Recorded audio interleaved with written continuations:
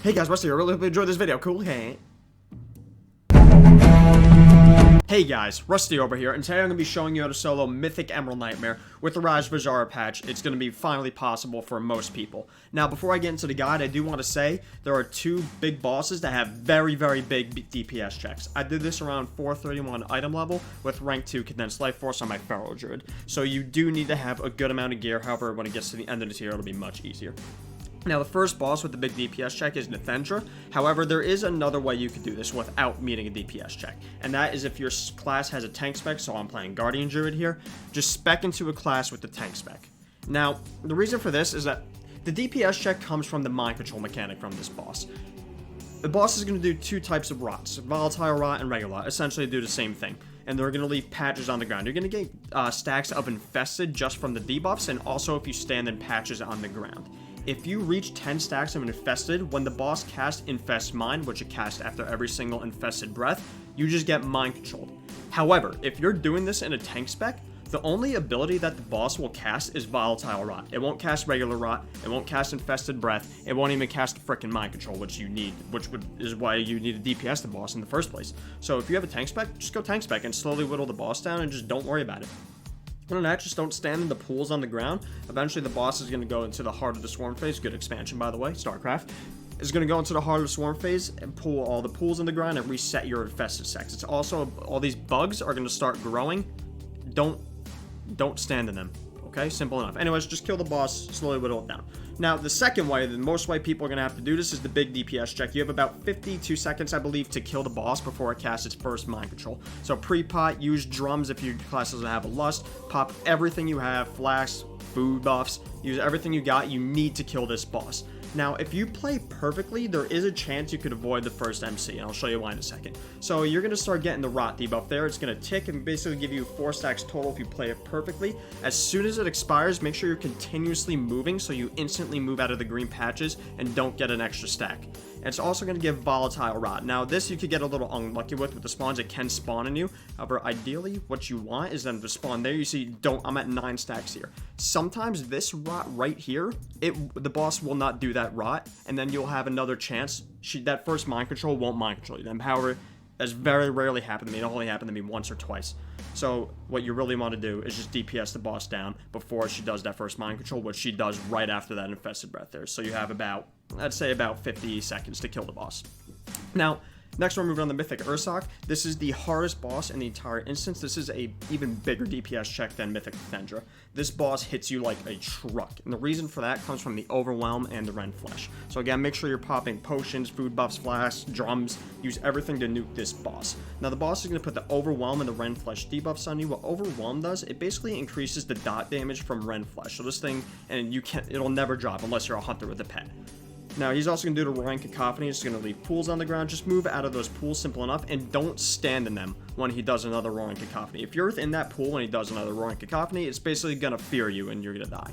Now, once you get to about 3 stacks of the Overwhelm debuff, that shield debuff there, once he puts Ren Flesh on you, that's when you want to start using your defensive cooldowns, your health pots and everything, because that's when it really starts to hurt. You can see I'm at 4 stacks with Ren Flesh on me, and I'm getting hit like a truck. One more, I killed the boss just in time. If that Roaring Cacophony got off with another tick of the dot, I was probably dead. This boss is a major DPS check. If you could kill Mythic Ursoc, you could kill every other boss in this instance. Every other boss is a joke compared to Ursoc. This is a major DPS check. Use everything you got. Next one, moving on to Dragon's Nightmare. Now, this one is also another DPS check. However, this one is very easy to meet. And the reason for that is that the bosses share health. So if you have any type of cleave or AoE, if you're a multi-dot class, you could go ahead and dot them up, and then they'll just die. Now, the DPS check comes from the Mythic mechanic. Well, kind of. It comes from the Mythic mechanic. Essentially, when the bosses reach a certain amount of health, in the portals, there's going to be a Lumbering Mind Gorge, I think it's called. Basically, an ad that spawns that does a cast. If it finishes that cast or its energy gets full, it just one-shots you. However, what's going to happen first before that even happens, that Mark of Yasandra debuff that puts on you, you can't drop that. If that ever reaches 10 stacks, you're going to get stunned for 30 seconds, and then the Mythic mechanic is going to one-shot you. So the actual DPS check is to kill the bosses before you reach 10 stacks on Mark of Yasandra. However, it's very easy to meet, since the bosses die very quickly because they share health. Now, I originally thought I would be able to go in there and kill the ads and also drop in Marcus Sandra just by running through the portals. However, since you're the only person in the raid, if you try and run through the portals, as you can see here, it's just going to port you back on top of the dragons. So you can't do that. You just got to kill the bosses before you reach 10 stacks of Marcus Sandra. Nuke everything. And also, just to mention for Dragons and Nightmare, those 5 small ads that spawn, you need to kill the small ads if they stand near you, because you do reduce damage while they're next to you. Anyways, moving on to the next boss, Elerethe Renferal. Again, this boss is really easy. I choose to do very little damage just to show you what to do. However, you can just nuke this boss before anything becomes a problem. Now, first thing you're going to want to do once you pull this boss, drag her over to the edge where I am here. She's going to do an ability called Feeding Time. You want that kind of near the edge. And the reason for that is that as soon as she lands from Feeding Time here, she's going to spawn these webs on the ground. If you stand in these webs, it's basically going to continuously spawn these venomous spiderlings you see here. And if those venomous spiderlings stand anywhere near the boss, they're basically going to give her a damage debuff or a damage buff and an attack speed buff, which, I mean, we overgear the hell out of this. However, if you stack it up on the boss, it will get to the point where you're just going to die. Anyways, once you kill all the ads and the feeding time goes off, drag her over to the opposite edge of the current feeding time. By the way, just don't stand in the pools on the ground. I mean, come on, that's an obvious one. I mean, I think it is. Anyways, basically drag her over to the other side and wait for the second feeding time to go off. And basically you're going to repeat and do the exact same thing and head over to the other side. Just don't stand in any of the webs. You don't want to spawn the ads. By the way, the ads also leave pools on the ground when you kill them. Not a big deal. Just simply move out of them. Now, after this, or shortly after this, you could easily kill her before this happens, but I want to show you guys just what happens, just in case. She's eventually going to turn into her bird form or her rat form, whatever it is. And what she's immediately going to do, she's going to put this Twisting Shadows debuff in here. Your screen is going to turn purple here. Now, what this allows you to do, it actually allows you to clear those green pools on the ground. However, when you do, it puts a dot on you. So honestly, I recommend just not even clearing them. There's really no reason to. And when it expires, it's going to spawn a purple tornado on the ground that's knocks you up in the air, so don't stand in them. She's going to do a Gathering Clouds cast, which just slowly pushes you back. Just run against a knockback, don't get pushed off the edge. And as soon as she finishes that, she's going to put these feathers on the ground and then fly to the next platform. Pick up a feather, and when you jump, you're gonna go up in the air. You're gonna get an action button that lets you slam into the ground. Don't walk across these webs, by the way. It spawns more ads. There's no reason to. Just use your feather to fly across. Now, again, I could have easily killed the boss before any of these mechanics become a problem. However, again, I just want to show you how to deal with these mechanics. There is a very slight DPS check here. Now, eventually when you go across, this boss is going to do an ability called Violent Winds. Now, I screwed up here. You want to get as close to the boss as you possibly can, as this is a major knockback that pushes you back heavily. If you're struggling, you could do what I did here and just get pushed back across the bridge to the opposite platform. Don't get knocked into those tornadoes because they can throw you off. However, if the boss has aggro on you and it's not casting, it will actually pull you back. You're also going to be taking a ton of damage after the cast, basically because it puts a debuff on you. Other than that, to be honest though, guys, this boss has very little health. You could kill her before she even goes to this platform. Simple enough. Let's move on to Il'gynoth. This boss is a complete joke. Pull the boss to Dominator Tentacles, save all your DPS cooldowns. Don't even bother DPSing the eye, it takes like 99% reduced damage, don't bother. Just go ahead and kill any ads that are up, and every time you kill an ad, it's going to spawn these Nightmare Ichors. And they're just going to fixate you. Once these Ichors spawn, go ahead and drag them over to the eye, and once they are close enough to the eye, go ahead and kill them off. They're going to spawn that red pool on the ground, and basically they're just going to explode and do damage to the eye. That is the only way to damage the eye. So essentially what you're just going to want to do in phase 1, just keep dragging to the eye until these spawns. The only other thing to mention is going to be the Death Blossoms.